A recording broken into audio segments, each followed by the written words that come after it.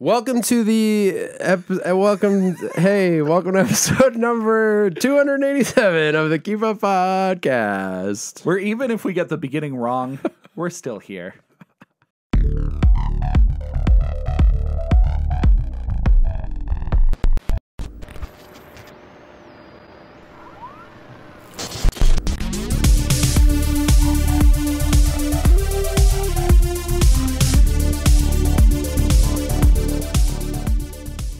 What did I say? Welcome to the... Imagine just opening with, welcome to the podcast. It is us, men.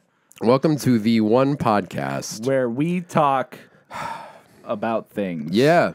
Guys. What? I'm gonna hit you at the top of the show right now. Do it. Brett is on 2% energy. No, dude, 102%. He's ready for bed. Nope. He is asleep right now. Never even heard of bed. I'm just puppeteering him. I'm a keeper, not a sleeper. Not this time. So, Brett, remind me, last week, you said it was episode what? It wasn't last week, it was 2 weeks ago. Right. And I said episode 256. 256. But I said 286 two times later. Because I distinctly remember you saying it, but you started with 256? Yeah, at the very beginning I said, welcome to episode 256. And I didn't call you out, which means I was not listening. No, I know. You just let me roll with it. It's funny, because you know what? I'm always trying to think of what random thing I'm going to say. Yeah. Because there is an art to my randomness. Yeah, no, I know, but... I should be listening. You should, because the co-pilot is there for when the pilot falls asleep. Exactly. And you just let the plane crash. Well, because I was flying. You were the co-pilot this time. And I was ignoring you while I was directing. I was the co-pilot? Yeah, because you messed up. So I'm the one. Co-pilots don't mess up. Someone did. You did. I'm flying the plane. Welcome to the Keep Up Podcast, where I'm Brett and Tim is Tim. That's me. And we talk about all the things we consume, be it media or food.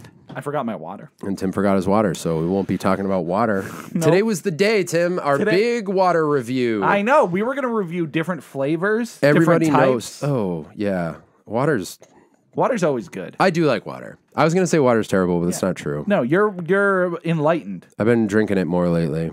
Mm-hmm. So more so than you have in your life? I don't know how to measure that. I wonder what the percentage of water drinkers are compared to just anything else. What do you mean? Like people who What do you mean? People who drink more water than they do other liquids. Yeah. Do you think there are more people who drink water or people who completely ignore it? Or drink less water, I guess would be the correct term. Right. That's a lot of stipulations that I'm having a hard time keeping up with. That's why it's a Keep Up Podcast. That's true. So I think in the world? Yes. Ooh, and the world does make a difference. It does. Because I feel like in the States, there are less people who predominantly drink water. Yes, I agree. But I think in the world, it actually might be a higher percentage of people who predominantly drink water. I would almost lean towards the opposite. Not so much for the U.S., but the world, because... Tell me why. I think it's much easier to get a shipment of Coke in cans to places that might not have running water, oh, really? Well, I don't know. I don't know if it would be easier to have the aluminum I was thinking cans. They would get water. Water would make sense. People who lack water are sent water. But Coca-Cola will send them Cokes because they're like, we're cool, even though we're enslaving everyone. Are they? I don't know. Wow. I think it's Nestle that has child slaves make the Dude, I'm trying to get sponsors over here. We're not getting Coke or Pepsi anytime soon. Not or after Nestle. that statement. But all that to say, are aluminum cans easier to ship than bottles? No, plastic's got to be better. Yeah. I don't know. You think Coke's just send in Cokes? Yeah. Because then they can take pictures of starving, thirsty people and at least Coke was there.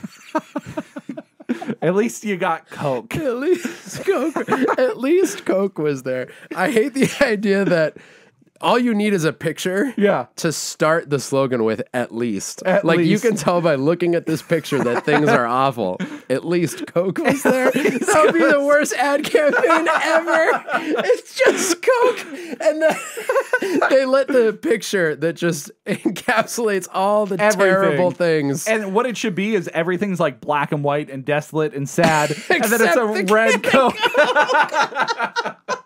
When all else was lost, at least Coke was there. Now we might get that sponsorship. Dude, that is the worst. The worst ad in history. I want to come up with more bad ads. That's very funny to me. It is, to make things just seem the worst. Yeah, like the what was that? Michael Jackson. Who was it that?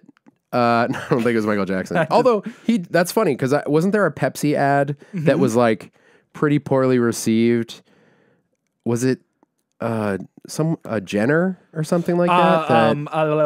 The one of the Kardashian sisters. Yeah, and she's walking through like the police line, and it was supposed to be this big unifying thing, but it was like a Pepsi commercial, so people were like not really having it. Right, they're like, this is not, Pepsi does not mean peace. Like, but at least Pepsi was there. But that's basically what that commercial was. That's basically what it was. Pepsi bringing worlds together. At least Pepsi was there. But it's funny you said Michael Jackson, because wasn't it a Pepsi commercial that his hair caught on fire? That I don't know. Or was it Coke? You don't know about that? No. Yeah. I know he was in like a Pepsi commercial. Yeah, his hair caught on fire. His hair caught on fire? Yeah. That sucks. Yeah, I mean, he was fine. But they had, at least Coke was there. At least. Well, Pepsi Coke in this case. Yeah. That's what they Was he in both? Pepsi and Coke? I don't know. Would you do both? Is that ever an option? It's probably contractual that you can only do one. One or the other. Okay, if you had the opportunity to be sponsored by one thing, for the rest of your life, you can only be sponsored by that thing. What would it be? Ooh. One thing. Let's say it's specifically tied to your music too. Like Animatronic the Abolisher, sponsored by. Always sponsored by just deluxe macaroni and cheese. Kraft deluxe mac and cheese. The Big Mac, specifically sponsored by the Big Mac. I would lean towards McDonald's, I think. Dude, a streamer with a McDonald's sponsorship? God. Dude. You clean up heavy. What do you think? Okay, for our individual things and collectively as the keep up, what do you think is the one we should take? So wait, one is all three?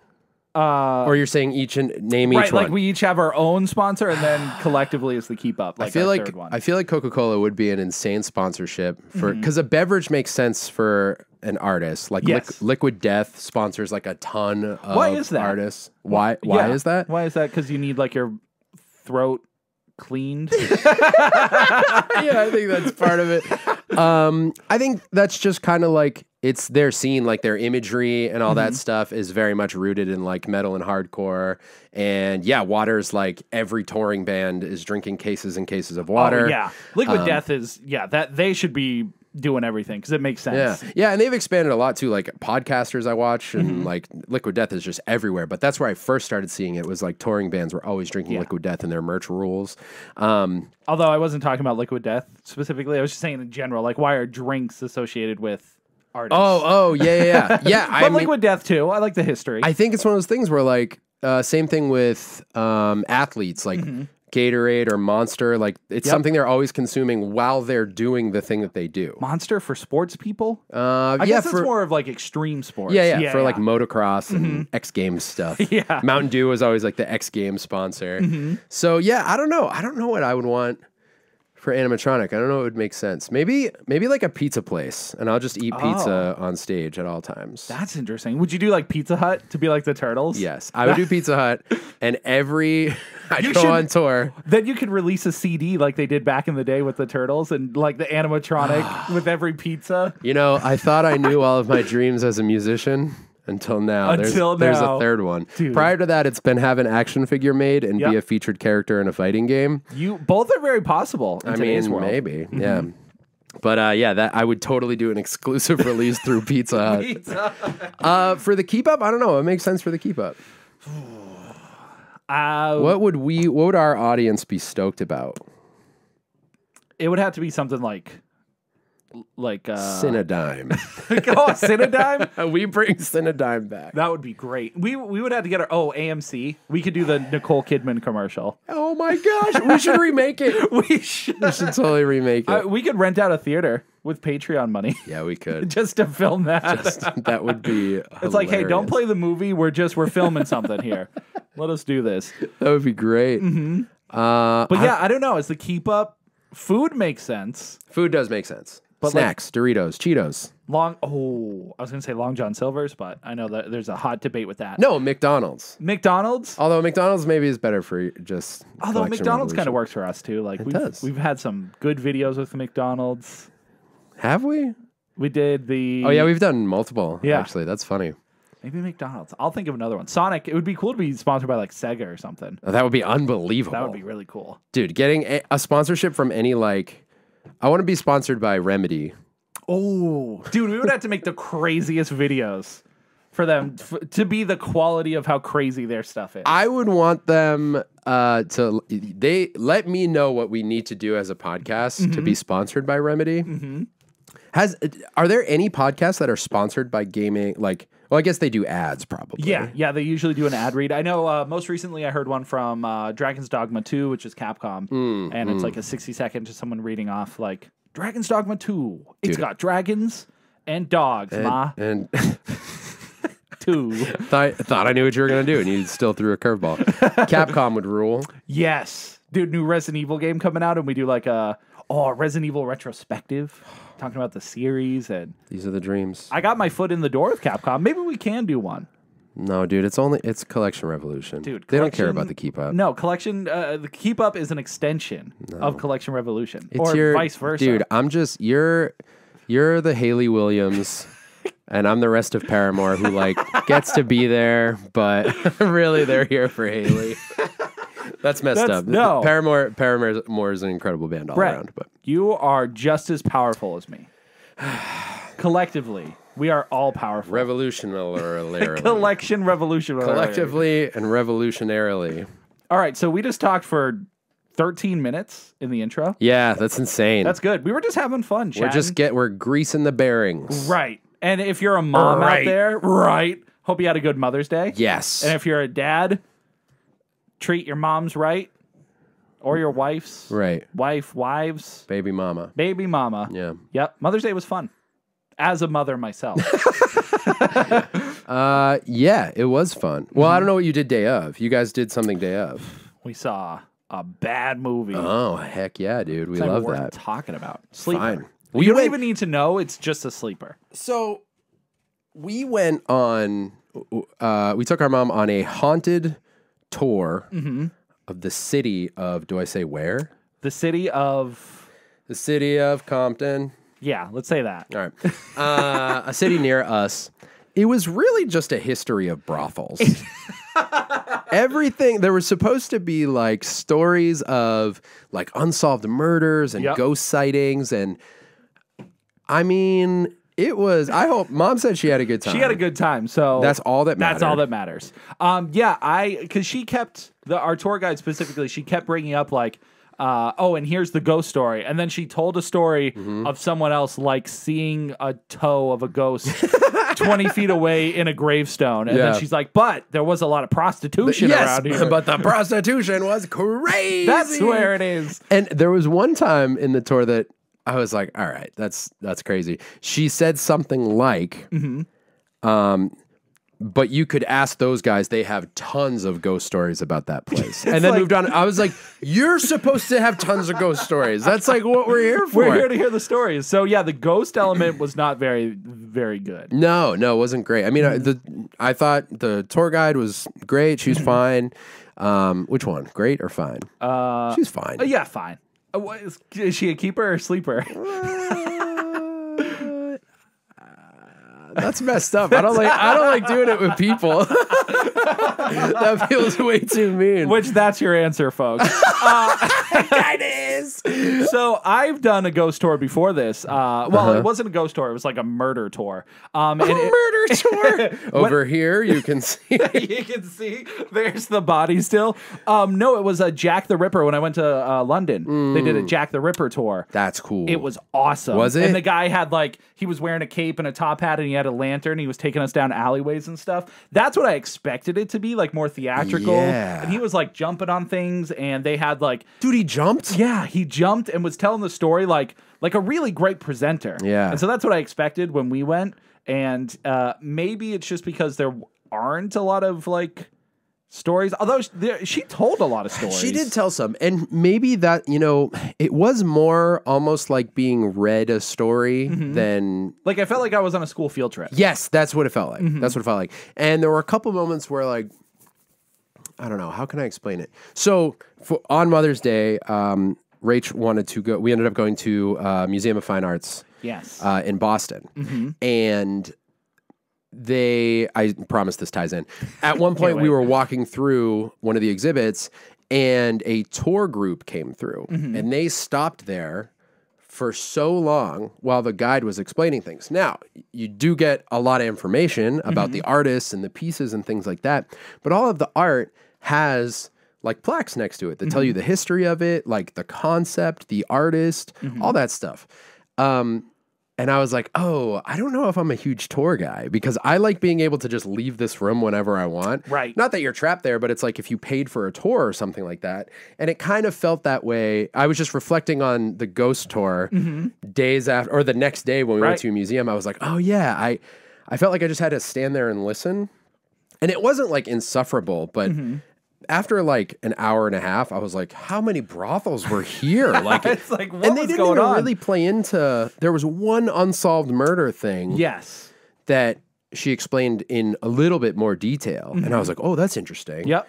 But it had been an hour and 15 minutes. Right, of just listening to like a history of the place and not so much like cool, spooky stuff. Yeah, it was just about the history. So I think it was kind of an expectation thing. Yeah. But Mom had a great time. Right, and that's what matters. Yeah. I think when it comes to tours, I think some people need direction and like they want to know like what's the best things to see in this and to be told like what the history behind it is. Because Yeah. I mean, I can see either way. Like if you're walking through a museum, and you're right, there are the placards. Is that what they're called? Sure. Plaques, whatever they're called. I said plaques, but I think, is a placard the same thing? I think so. Nice. Anyways, those. And I usually don't read them because I'm always just looking at the paintings. Yeah. And then I walk away. I'm like, I wonder when that was made. I wonder who did that. And so if I had a tour guide, maybe they would explain it to me. But Yeah. I don't. Sometimes I just like look at the picture. I'm like, that's or the art, and I'm like, that's great. Da, da, da, da. Cool. Next. Next done.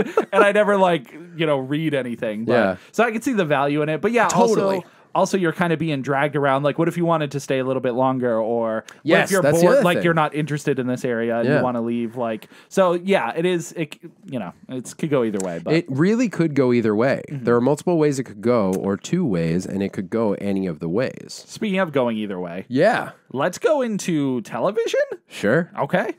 Television.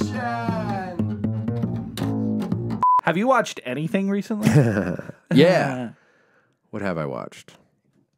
I feel like did I finish something? Or maybe X-Men just finished. oh, dude, I'm only like 3 episodes in still. I'm 1 episode in. So. Seriously? Yeah, I only watched. But now that it's done, I'm going to go through it. Which is so funny because I was so excited that they were doing a weekly thing. Yeah. But And I we wait didn't till even capitalize on Yeah, it. I wait till it's over anyways. But Oh no, last thing on my TV list is Knuckles.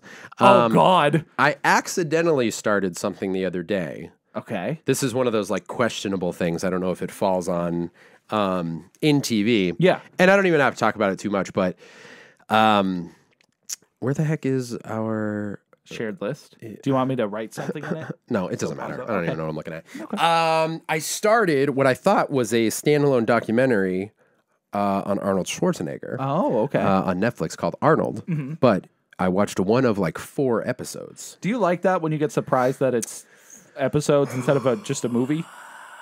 I don't. Yeah, I always want them to be movies. I was mixed because when I realized it was over, I was able to reflect on, because it was getting close to done, and I was like, wait, they've only talked about like his bodybuilding career. Yeah. And then it stopped and then had the episodes option, and I was like, wait, what?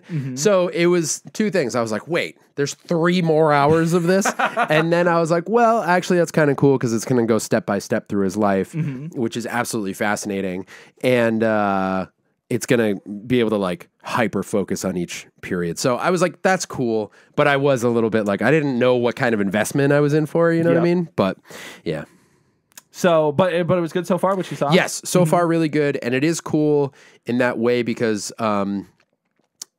it's able to hyper focus. Like a lot of people know about Arnold Schwarzenegger and generally what his history is like. I recently finished that book that was The Last Action Heroes that talks more about the lives of the action stars of his generation. So I know a lot, but I did learn way more about his bodybuilding. I didn't realize how much of his life that was. Yeah, I mean the documentary I saw kind of goes like over it a little bit. Also, did we determine if it was the same The documentary I saw. I meant to look. And I think we talked about it on the podcast, but I watched a documentary that was, I'm pretty sure, based off the book Brett read. It's a very similar name. Yeah, it's weird. The book is called The Last Action Heroes, and then there's a subtitle.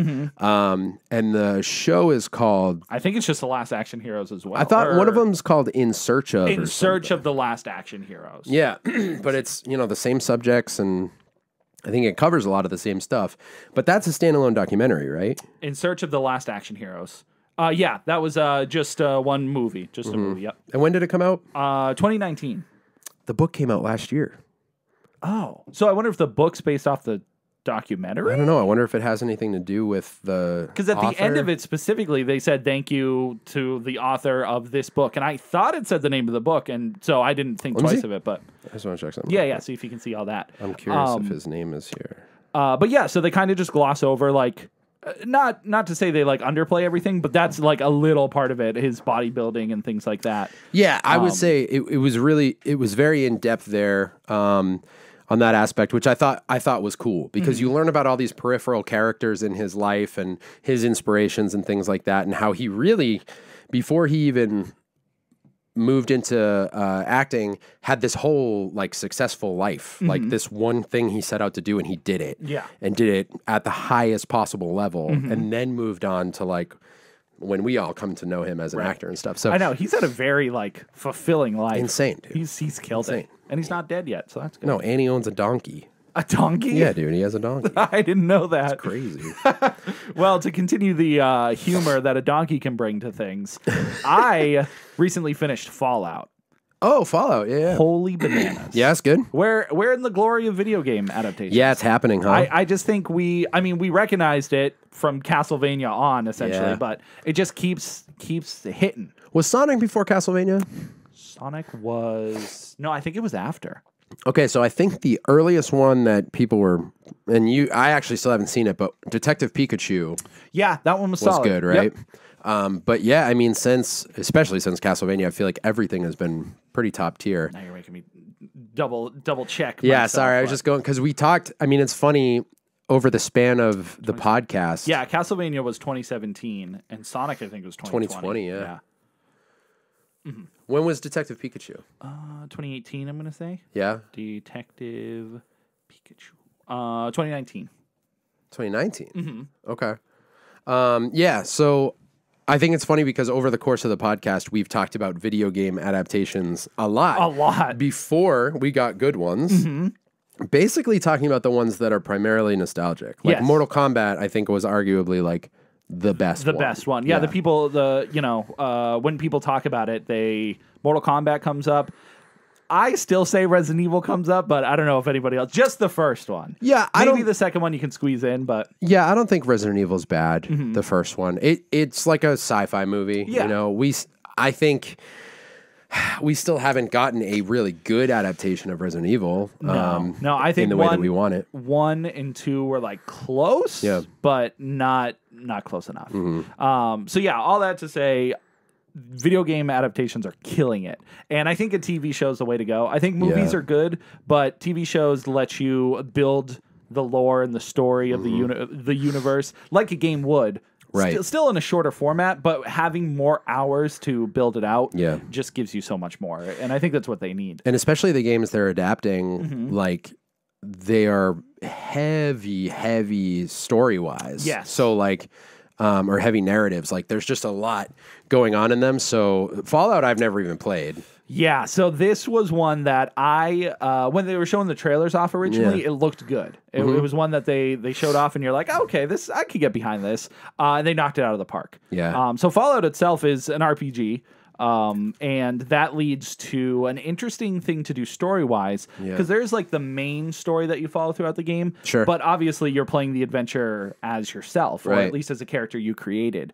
So you go in different directions than the main story. A lot of variation. So many things. So to like squish that all into one show and try to make it like, you focus on a character and follow their adventures through. But they did it perfectly because you don't only follow one person, you follow 3 different characters. And they all are doing different things within the wasteland, and they intersect at certain points and That's stuff. smart. It's smart because then really you get smart. all the different possibilities of stories that other people might play as the character. And now people have been playing those characters in Fallout and like following their story and stuff. So that's very cool. Yeah, as a narrative and a fan of the series, they nailed it. Yeah. Tone-wise, excellent, because Fallout is a mixture of like comedy and very dark humor.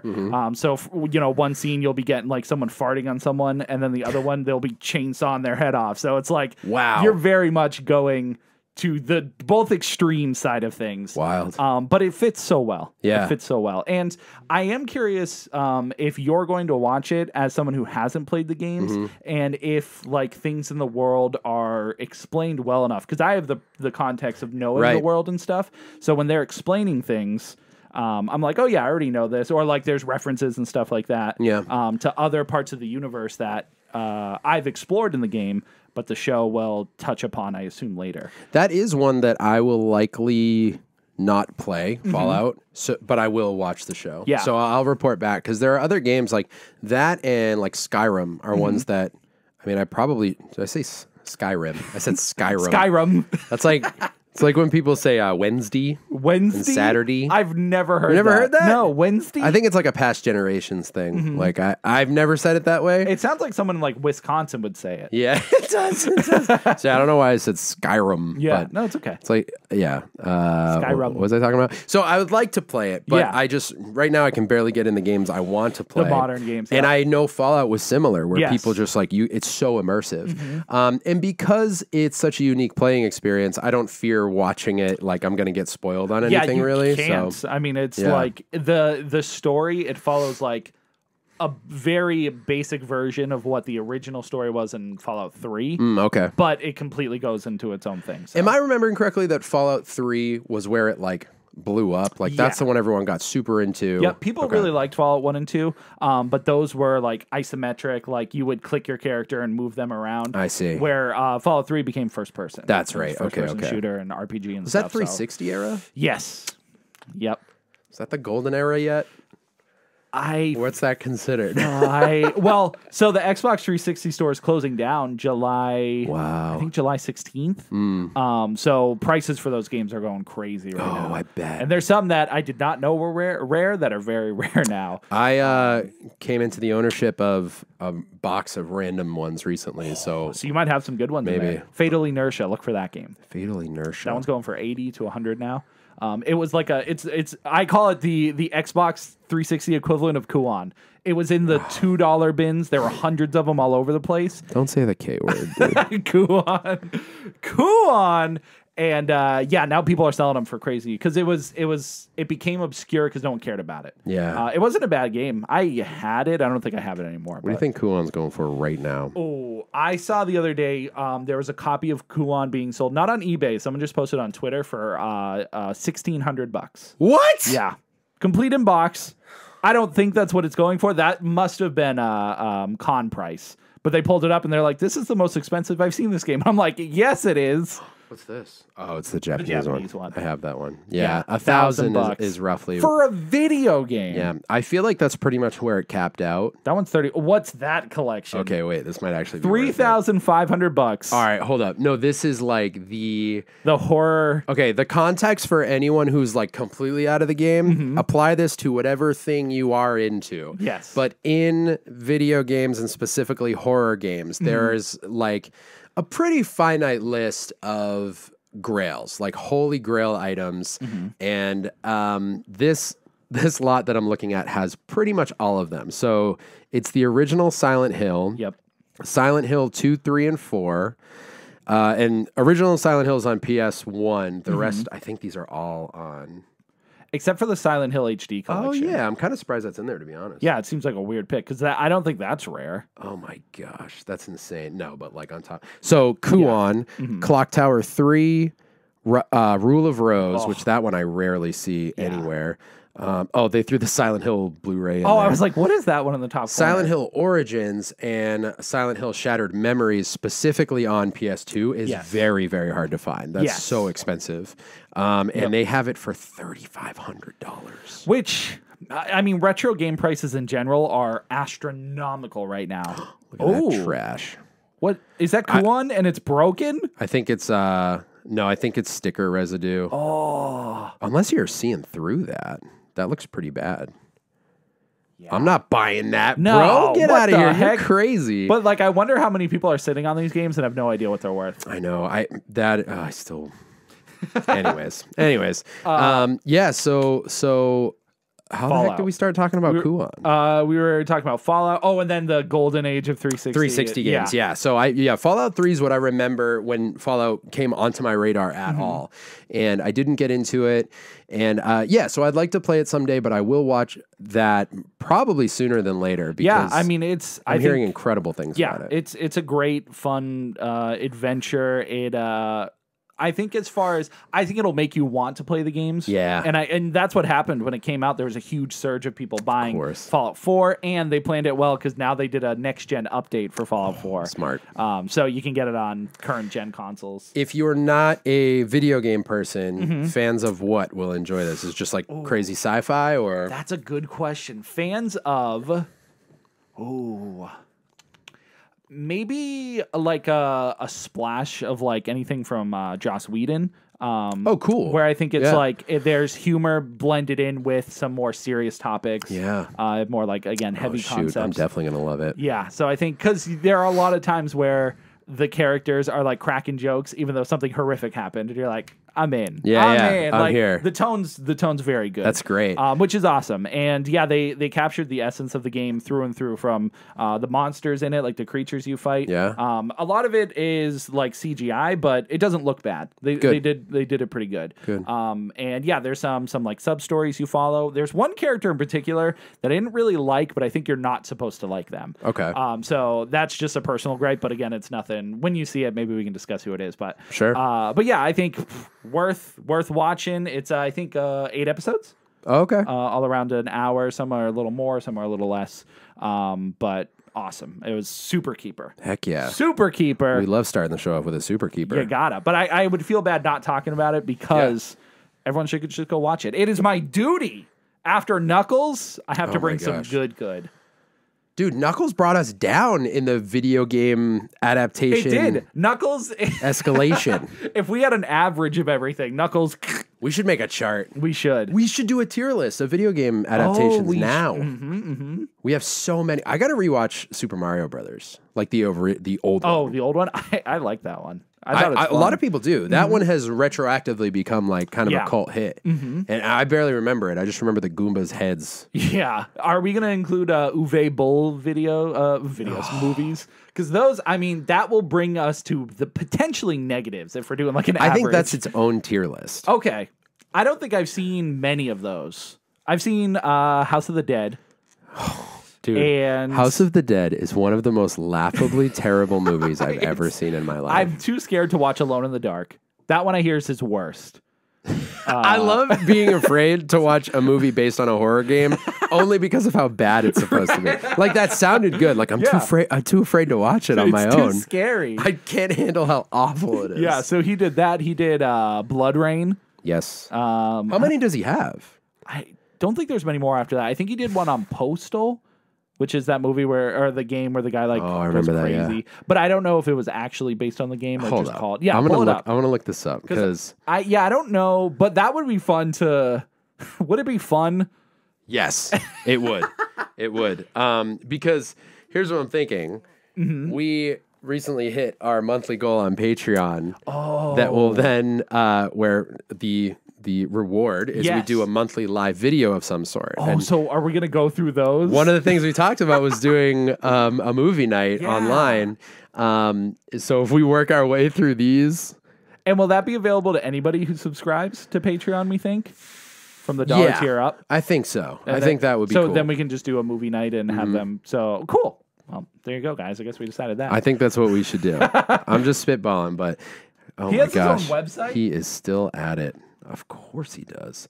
This man's... So I don't know if people even know. I haven't heard his name in forever, but this guy is famous for making video game adaptation movies that are the worst. I want to watch a documentary because I got to know how he got the license to these. Maybe he was doing it really low budget wise, and he's like, "I'll make you a Blood Rain movie for $20." Yeah, seriously. But I mean, you just think of what goes into making a film. We've talked about this with particularly bad movies. You're like, how did they get... It takes so much to make a movie. How did this guy, like, what did he start with? How did all these people involved in this movie... I guess you just got to keep going with it if you're part of it. You're being paid, so regardless of how it ends up. All right, so he has done Far Cry. Oh, God, he did Far Cry? Apparently. Jeez. Postal, Blood Rain, House of the Dead, Alone in the Dark, Blood Rain, The Third Reich, Blood Rain, Deliverance, Alone in the Dark 2. Oh, my God. Oh, wait, I already said Alone in the Dark. Yeah. He did it twice. Wait. In the Name of the King 3, The Last Mission. Is that from a game? I haven't heard of it. Okay. In the Name of the King. A movie called Zombie Massacre. Yeah, 2...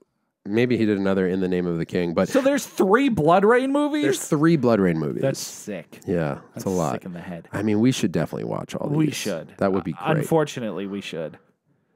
Yeah. All right. I think it's decided. They can't be hard to find. No. So Fallout's a super keeper. Yes. Last question on Fallout, unless you have more you want to talk about. No. Where do you put it in the grand scheme? Like, what's your favorite before watching this? What's your favorite video game adaptation? We have Castlevania adaptation. It's Castlevania. Is it Castlevania over Last of Us? Last of Us, I feel like, was one of the last ones that was like... Yeah, Last of Us was really good too. But I mean, Castlevania holds a special place in my heart anyways. I love that show so much, yeah. And that was perfect because they didn't hold back. And they told great stories with all the characters. The animation was like mind-blowingly good. So yeah, that is like top tier. I would probably put Fallout in like top 5, I think. Nice. Top 5 best. I'd probably put it above Last of Us, too. I think I had more fun with it. Last of Us was great because it was a great, like, almost one-to-one adaptation. Yes. But also, you know, it did its own unique things, which was really good, too. But yeah, Fallout is its own thing, so I think as a show, it's more enjoyable. Where Last of Us, since I've played the game, I'm very familiar. Sure. And they didn't go too far off, so it was just like a rehash, but still done in a really good way. Yeah, of course. But yeah, Fallout is they're keeping them good. Heck yeah, keeping them good. Keeping them good. I like that. We're keeping them good. And you know what else is good, Brett? Movies? Movies! Ooh, let's go to the movies. Lots of action movie talk lately. And we're going to keep it going. We're going to keep it going, I think. I think so.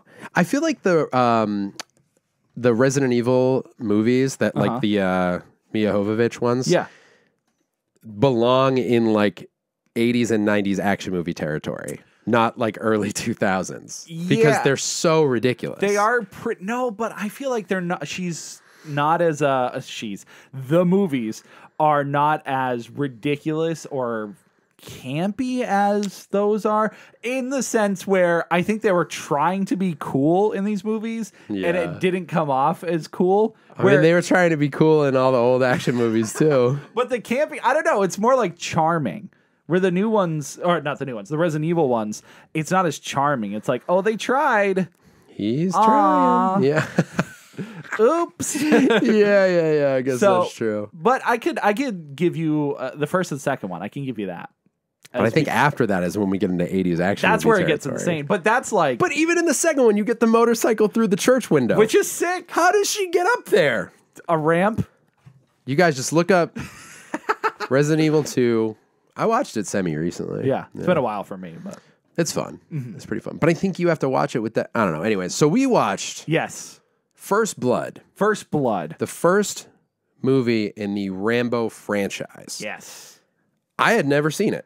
Me neither. And man, did I think I knew what that movie was. Also me too. Did I assume that it was just a crazy murder fest in a Vietnam jungle? Yeah. I sure did. I sure did too. Was that the movie we saw? Not at all. Sure isn't. Nope. Not even close. Very different. Very, very different. It's quite jarring just because you're like in where? Chicago? or like Illinois or something. Yeah, I think so. They're like in the middle of. You're just gonna say the S in Illinois, huh? It's funny. I said that the other day too, and who was it? Eric called me out. And are you not supposed to say the S? I've always said Illinois. I've never said Illinois. That's funny. Illinois. Why is the S there then? It's just a little special treat. You don't put an S there and not say it.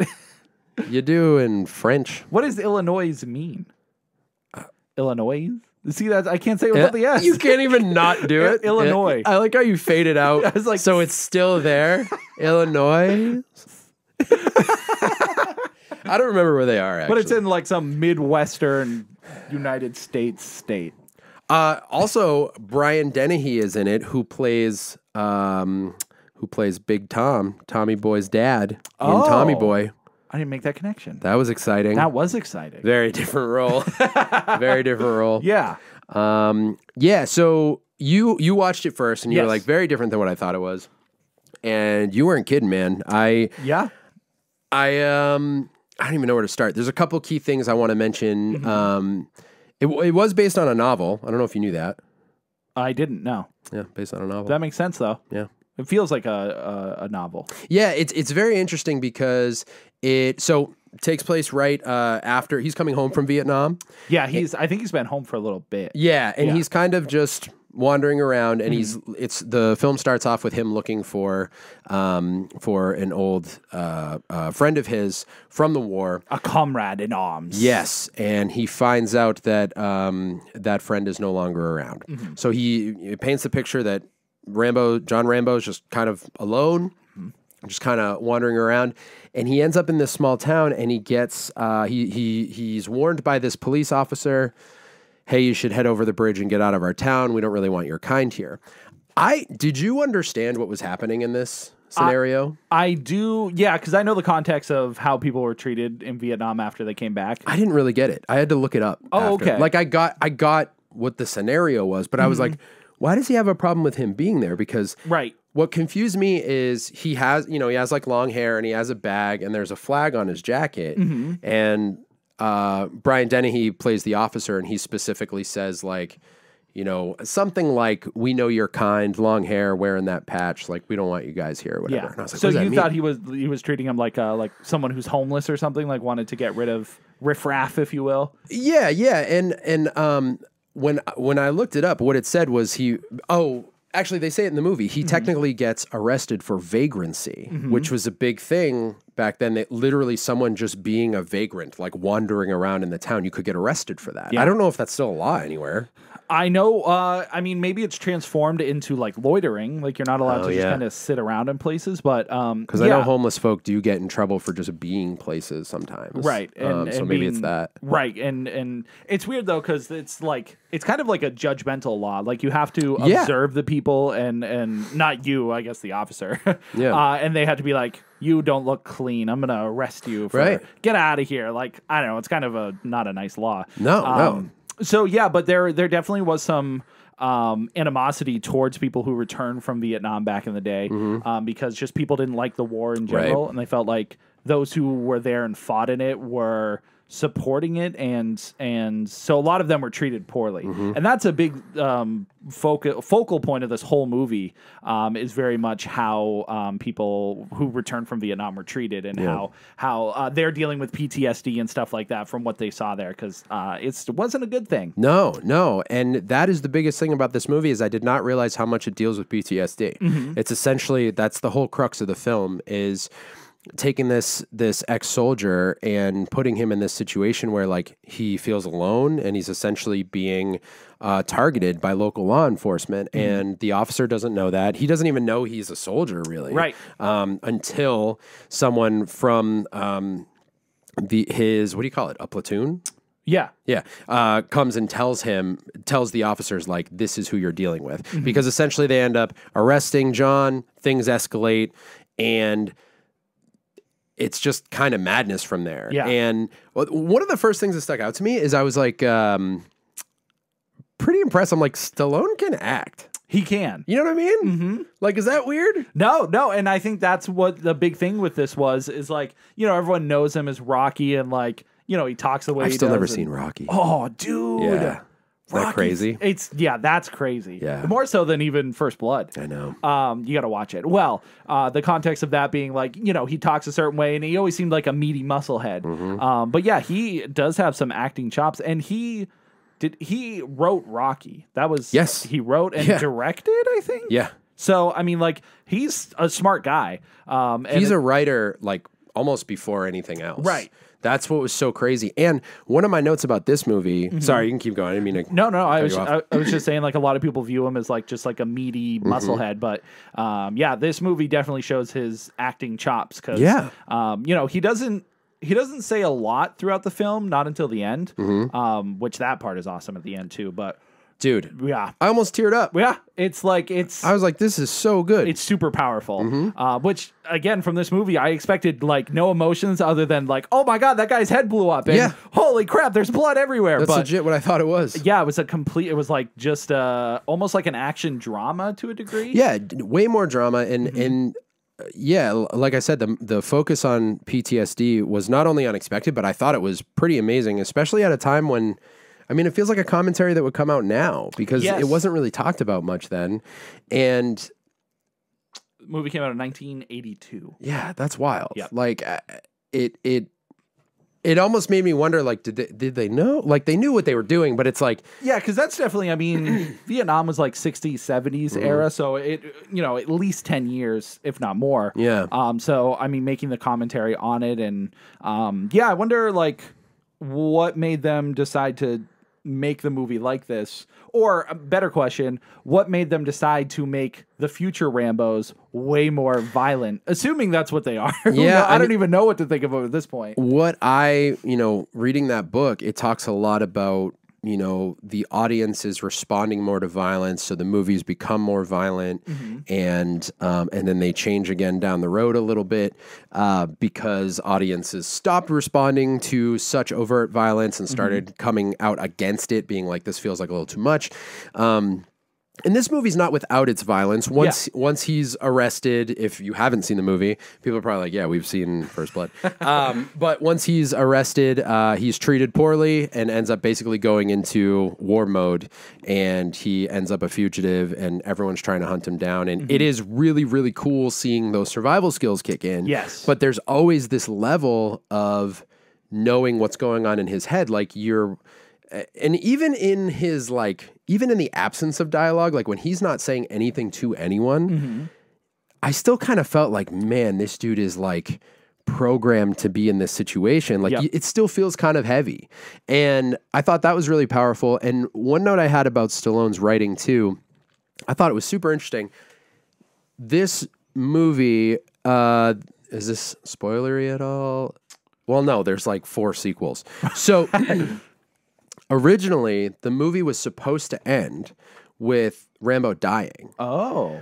And that would be super impactful. Yes. Right? Especially after everything that goes on. There's a monologue that you reference near the end that's super powerful. So do you think him dying would happen after that? Yes. Because I feel like it would be crazy if they didn't have that scene in it. Yes, I agree. And it was Stallone who was like, I am not going to put this movie out and have like veterans come and see this movie and see themselves in this character and have it end that way. Yeah.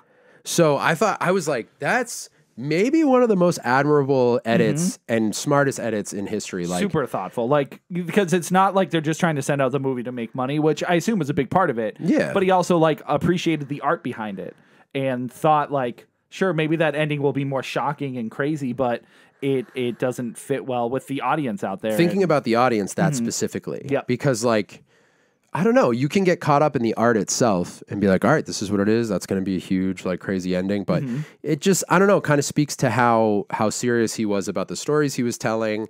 And hearing him talk about it, too, I'll just mention it briefly. I watched a documentary on Netflix called Sly, and that is just a standalone. I thought Arnold was the same thing. That's part of how I got sucked in. I watched Sly, which is this incredible like retrospective on Stallone's life, and he mentions how he does like to end a movie with hope. Like he is a happy ending kind of guy in his storytelling, which sometimes can be seen as like I don't know. Maybe I'm wrong about this, but it can sometimes be seen as cheap. Like people, I feel like now there's a lot of like, I don't know. Maybe it's always been this way, but I feel like a lot of the most talked about cinema is the really shocking and dark and kind of macabre stuff that's like, because it ends in a shocking way, that's why it gets talked about.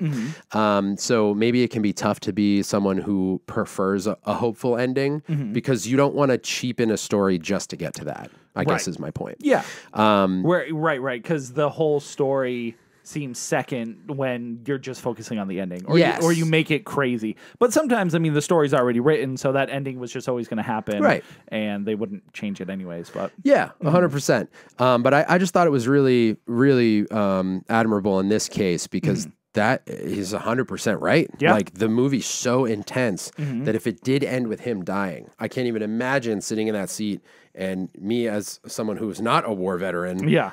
Like identifying with his character and be like, oh my gosh, like someone with that actual experience who that character is depicting.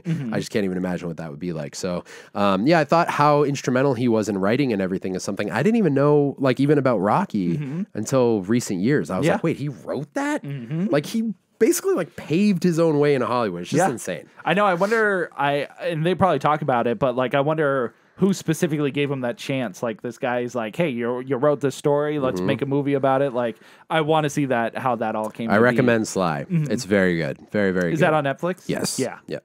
Yeah, I think it's Netflix produced, like original. Okay. They did this like run of both for Arnold and Sly. And That's right. And they did movies and like a show and like documentaries, like all about them. I forgot they did it a couple years ago, I think. Was that Fubar show? That was Arnold's? Yeah. Was that on Netflix? Yep, I think that was a Netflix original. Yeah, because I'm pretty sure they did the documentary, a show, and then maybe a movie. They were in a movie together, weren't they? Escape Plan? But I think that was before. Oh, okay. Yeah, I just remember like Arnold's back to like, and they did this whole promotion. I remember that too, yeah. But yeah, overall, First Blood, although way different than what I expected, was a very enjoyable film. Total keeper. I loved it. Total keeper, yeah. I loved it. It was, I think honestly going in expecting it to be like a crazy war movie and then it not being that, I think added to it. Yeah. Because I think it was doubly like not shocking but disorienting and you felt like you're like, what's going on here? Yeah. And it really added to it. But even, just listening to us talk about it, if you haven't seen it, it is still a great watch regardless of that. Absolutely recommend it. I was very impressed with the acting all around. I was impressed with the action. Still holds up. Yeah. Still violent. It's not like it's not violent. Yeah, relax, guys. There's violence. There's still blood. You think Tim would have made it through it if it wasn't violent? Dude, I watch things that don't have violence. You're right. But yeah, Keeper for sure. Keeper for sure. All right. We have another big movie that we teased a while ago. So shout out to our friend Eric, who's been waiting a month to hear Tim's response to this movie. Yes, I and Brett watched it in theaters. I saw it at home because I'm a chump. We both saw Dune Part 2. So Brett, as someone who claims that Dune is his Star Wars, how did you feel about Dune Part 2? I absolutely loved it. Loved it. Yeah. It was like, I don't know, just because I need to see it again, maybe an 8.5 out of 10. Like I need, but it might be a 9. Yeah. Every moment of it, I was just like in the universe. And there are moments that admittedly, like, change scenes really abruptly, but I wasn't like, oh, this is crazy. I was just ready to learn more about the universe. Yes. So it had me from start to finish. I absolutely loved it. Yeah, I agree. I mean, you do? Yeah, it was awesome. It's very much a cinema film. Oh my god! Instead of just calling a movie, it is something that I wish I experienced in the theater. I wish you did too. But also B, this is like cinema. It is just, it's a movie through and through. It's a film through and through. Yeah. A lot of great cinematography, amazing acting, Beautiful. So many like pieces at play of different actors, of different story elements, of like, it feels like really a huge like 7-season series all condensed into one, but it doesn't feel rushed. There's just that much information and lore and so many different avenues that you're just like, it is. I will say though, I cannot tell you a character's name. I cannot tell you a location in the movie. I can't remember anything. Don't remember anything. I mean, I remember it. Spices. In the sand, the dune. So that I would say that's the one like weakness to it, is that it's hard to retain the information, at least as a viewer. But as far as like main story beats and like the political aspect of how it affects the universe when certain characters die and stuff like that, that's all. I get that. Yeah. But yeah, it's just great. It really is. And I agree with what you're saying. It feels like it should be too much information. Yes. Like it feels like I should be confused and lost and angry at this movie for telling me so much, but I'm not. I just want to be there more. I want a supercut of all of it together in one thing. 100%. Because I think that is the way to enjoy it. Because even though I saw it, I think December. I think I watched it in December last year. Part 1. Dune. Dune Part 1. I remembered certain things, but I feel like it's just one really big thing that needs to be all connected. One big story. If they released it in theaters as a supercut, I would go watch it. I would go too. Yeah. In a heartbeat. And it's funny because people said it's like boring, but I don't know. I never really felt bored with it. I didn't either. Like it's slow. And I mean, you are dealing with a lot of like the similar landscapes of it just being sand. And, but I don't know. It never like... My eyes never got bored of watching it. Me neither. Everything was so pretty. And then, dude, how good is the shot when the two of them are running they're undercover from this ship that's attacking them. And then I think it's Zendaya's character shoots something at the ship. Yep. And then you see a pulled out shot of them running from cover to cover. And you can just see how wide the landscape is. Like it's taking them so long. Yeah. And then the ship falls in the background, and it is the most beautiful shot I think I've ever seen in any movie. There's so many of those. I loved it. Yeah, it's true. There's a part later on where there's like sandworms that show up. Oh yeah. And they just like when they show up and what happens after is just so like awesome. It's one of those movies that your jaw drops seeing certain scenes unfold. And I think it's because there's a lot of like nothing happening in between that when the action happens, it's like very like, oh my God, I forgot. Like there's still crazy things happening. Not to say that it's boring. There's just, when I say nothing, it's just a lot of like characters talking and pieces moving in the story.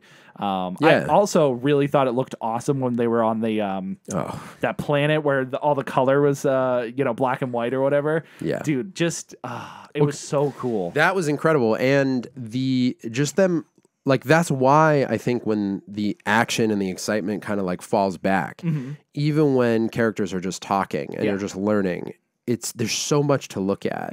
Even if it's kind of like an empty landscape. Yeah. There's just like there's costumes and there's like I don't know, just everything is interesting. And I was so entertained at all times. I really I did not want to look away, did not want to stop it. It's a little over 2.5 hours. And the first part's the same too. Yeah. And it's great. It's great cinema. It's incredible. I loved it. I hope we get a part 3. I think the next one we're going to get is Messiah, I think is what it's called. Because I think that's the 3rd book. I was skimming through the books. Did you know there's 27 books? No. So the main series is 6 books, and then the author died. And then his son took over. That's right. And then he started a bunch of spin-off series, which do not read the synopses for those. Because the spin-off series? Of all of the books. Because I was skimming through them. I'm like, where does the story go? And they're like, after this character died, here's the story of this. No. I'm like, So I may have been spoiled about the rest of the series. But at the same time, I feel like we're not going to get anything past part 3 anyways. Yeah. From at least from what I could tell what the director was saying, he was like, yeah, I think 3, I'm good. I can't really... Because I guess they get really like out there conceptually. That makes sense. There's already so much to fit into the film. So, yeah, I could see that being really daunting as a director. Yeah, but I might pick up if the next, the following 3 books don't get made. Although Messiah is only the 2nd book, so it'd be the second book. That's right. So the following 4 books, I would probably read those just to see where the story ends up. Yeah. But the son later wrote stories that continue the story of the original. So like he went off and did his own spin-offs and things like that, but then he like continued the canon. So I don't know. It's kind of all over the place, but it's enough where I want to go watch or read the books. Yeah, I know. That's the thing, which I think is a huge testament to the movies is like, there's more.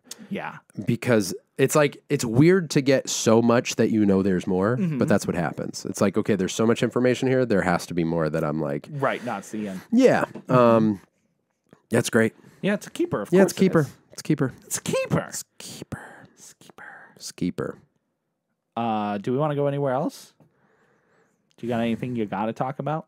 You gotta. I have plenty of things, but I know it's late time-wise, so. It is late time-wise. Like, if we're talking about time. Yeah, time in the current state. Then it is late. Yeah. Time-wise. Oh, I wanted to talk about that. Jump into it. No, dude. I got nothing going on. I'm here for life. All right, let me say one thing. Yeah. Where are we going? Video games. Okay. Video games. So I finally got to play a little bit more of Quantum Break. Okay. A lot of gaming talk in this episode. Guys, I hope you're fine with that. We're due for it. I know. There will be more next week, I think. I mentioned Remedy earlier. Yep. Alan Wake's one of my favorite games of all time. I still haven't played 2. Don't talk to me about it. I played like half of Control, and then it got taken off of the PlayStation Plus store, so I'll get back to that. Loved what I played so far. Quantum Break I've had downloaded forever, or I bought it a long time ago and totally forgot. So finally got some time to play it. Just wanted to bring this up. Yeah. I love an immersive gameplay experience. Okay. Right? Love that. Yeah. And I think the reason I love Remedy so much is I don't feel like anyone really does it as well as they do. Yeah, no, I'd agree. Alan Wake 2 will blow you away. Confirm that? Yeah, and obviously there are games out there that really pull you in, and it's like they really... they really immerse you in the story. Yeah, but especially when they play Sonic music.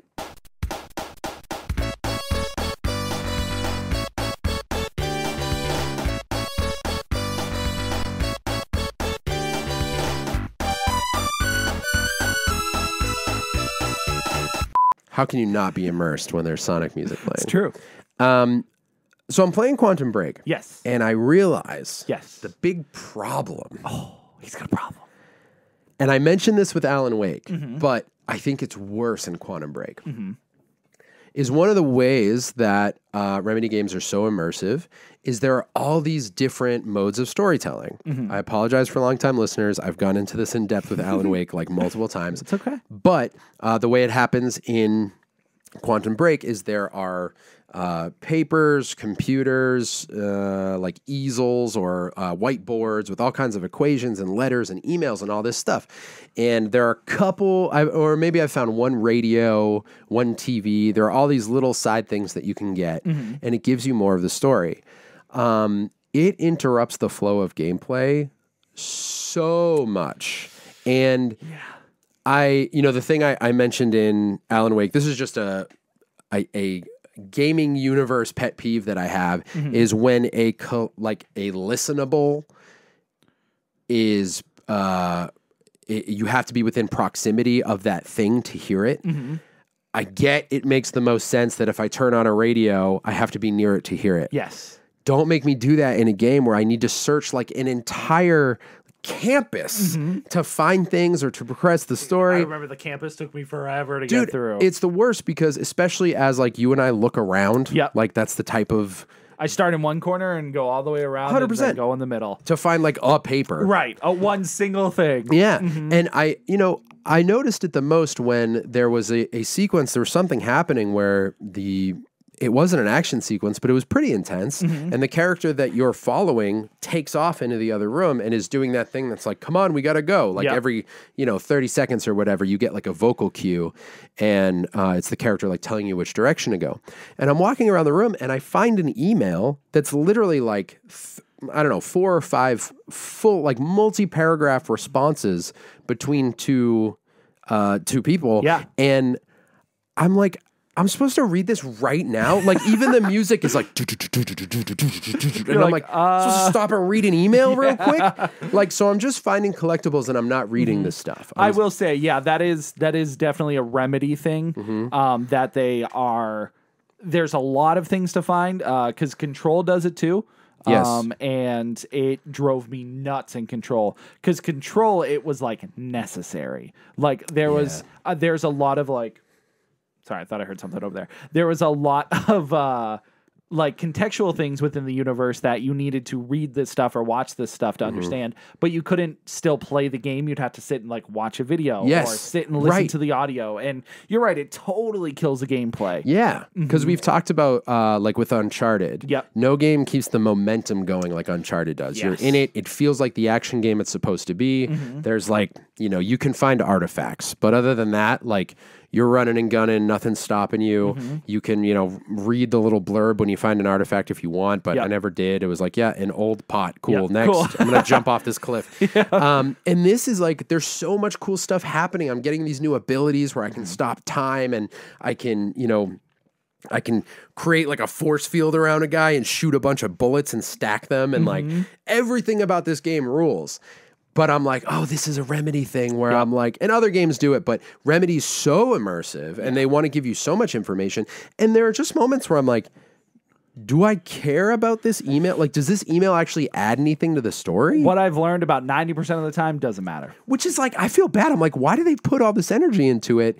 Like, at least in Alan Wake, you're finding pages of his story that he'd written. And you're getting some extra context. If you want it, you can move on without it. Yep.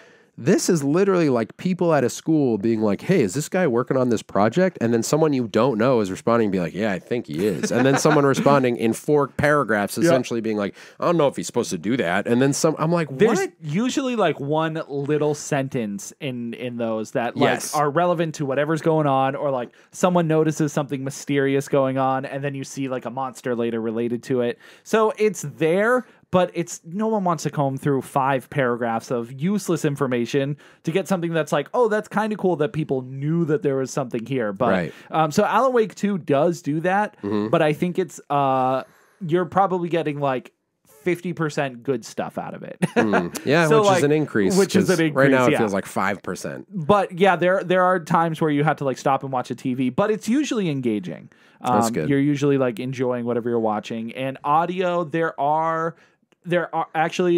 a one radio show that plays like a couple times, but there's nothing that's really stopping you in that other than the TVs. But at that point, it's just like you're watching a cutscene or whatever. Yeah. But yeah, for sure, in Quantum Break, I totally know, like, kills it. It kills it. And you feel it, I think, because when you stop and read something in that game, the game is so good.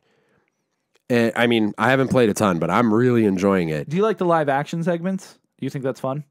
I don't even know if I've seen one of those yet. Yeah, it's like a whole episode of a show. So, then I'm curious. I haven't gotten to that yet. Yeah, because you play it, and then eventually it like plays like because it's like a 20-minute episode of a show. Really? Yeah. All right, so I'll have to get back on that. Because I thought. Oh, I guess it doesn't start with it. You probably. It might open with it. I forget because I started it like weeks ago, and I finally sat down the other day to play more. But it might have started with it, but I haven't gone from gameplay to live action yet. Okay. I've done like 2 or I think it's like 3 chapters or whatever they call them in the beginning. Yeah, usually the live action, I think, cuts in between each chapter or whatever. But maybe it's every like. Are the chapters separated in like parts or something? It's just like maybe it says part. I'm trying to remember. There's something that just comes up on the screen as you're playing. Yeah. Like I haven't hit any loading screens or anything like that. Okay. I mean, I might not remember it as well as I think I do, but because something did pop up and said watch the next episode of the show to find out like more. Yeah. But I didn't have an option to go watch that. I assumed those just happened automatically. Now I don't remember. You don't feel lost in the story though, right? No. Okay. Because the show that happens is, I think it's not necessarily like directly related to what's going on. It's more so of like other characters that you'll meet throughout the game and what they're doing. Oh, okay. But yeah, maybe it's I don't remember how it's formatted. Weird. Yeah. But just double check to see if there's like episodes you're missing. I want to make sure I'm not missing because it legit is like 20-minute episodes of the show or whatever. Yeah. Huh.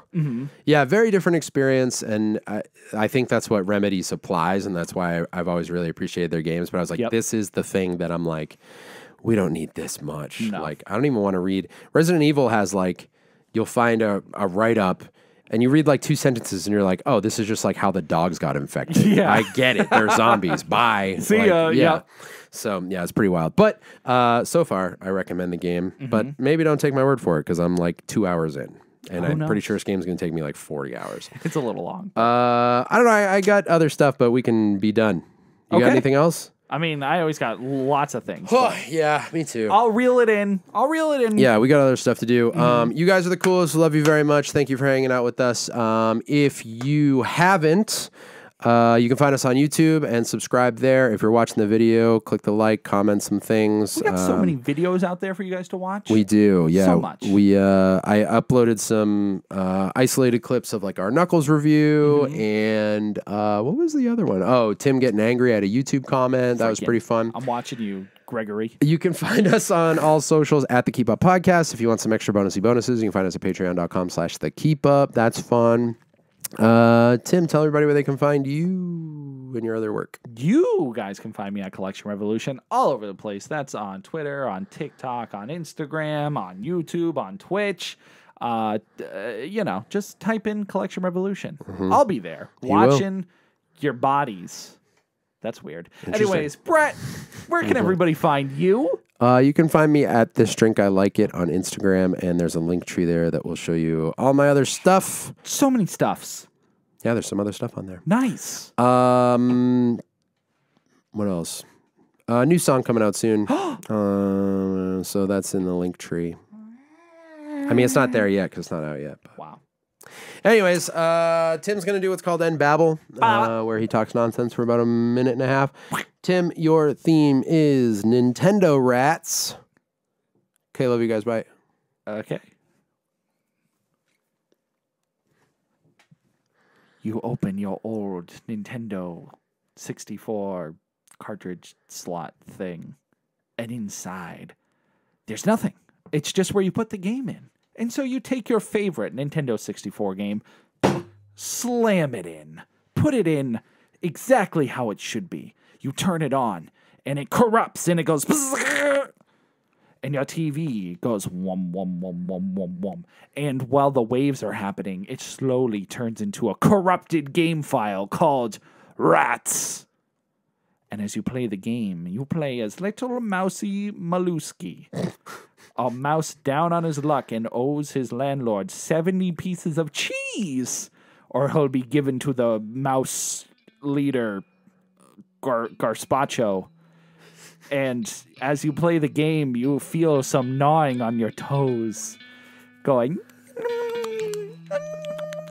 but you're so invested in the story of Mouse Hey, Mouse Hi, Mouse Ho, and you beat the game only to realize that the mice were eating your toes all along, and you became Mouse, even though the game's called Rats.